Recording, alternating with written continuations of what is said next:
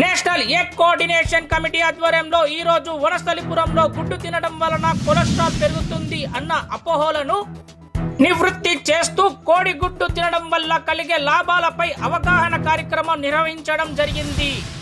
ప్రతి మనిషి ప్రతిరోజు 5 గుడ్లు తిన్నా కూడా ఎలాంటి కొలెస్ట్రాల్ పెరగదని, గుడ్డులో ఉన్న కొలెస్ట్రాల్ వల్ల బాడీకి కావలసిన రకరకాల ప్రోటీన్స్, అదే విధంగా పురుషులకు మరియు స్త్రీలకు కావలసినటువంటి టెస్టోస్టిరాన్ హార్మోన్స్ కూడా లభిస్తాయని, ఈ కొలెస్ట్రాల్ వల్ల ఎలాంటి హాని జరగదని అన్నారు.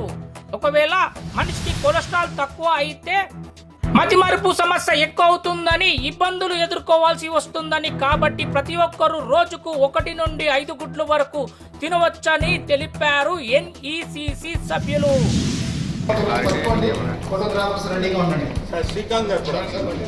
అందరూ పట్టుకోండి సార్ చేతులు.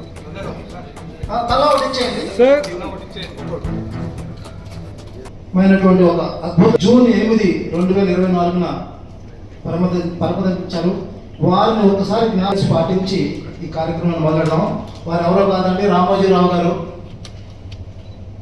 ఆయన అత్యంత అద్భుతమైన భాషలో కూడా ఆ ఈటీవీ కార్యక్రమాన్ని ఆయన విస్తరింపజేశారు.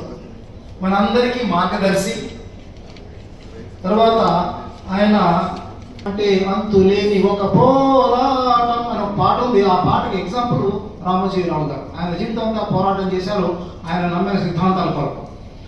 అతి ముఖ్యమైన విషయం ఏంటంటే విజయాలు, దాని పేరు news time.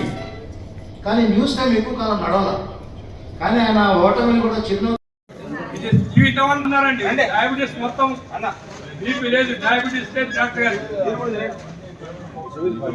Carbohydrate cut down చేసుకోవాలి. గుడ్డు తిన్నప్పుడు 2 తిన్నాం అంటే మాత్రం లాభం లేదు. కార్బోహైడ్రేట్ కట్ డౌన్ అంటే మార్నింగ్ ఇడ్లీ, వడ, దోశ, ఫుడ్ లాంటిది, వైట్ రైస్ లాంటిది తగ్గించుకుంటే గుడ్లేనే తినచ్చు. ఎన్ని తినచ్చు సార్? రోజు 30 దాకా తినొచ్చు.